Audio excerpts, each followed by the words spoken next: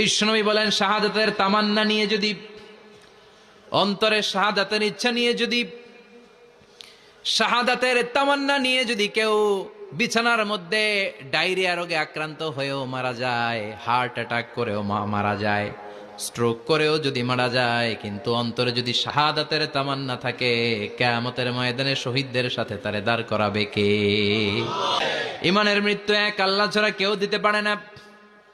শাহাদাতের মৃত্যু আল্লাহ ছাড়া কেউ দিতে পারে না। এজন্য আখের যদি ভালো হয়, সব ভালো তার, শেষ ভালো যার।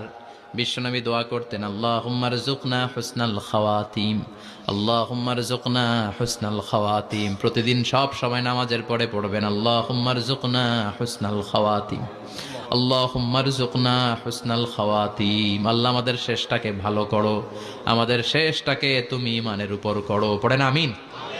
অনেক আল্লাহওয়ালা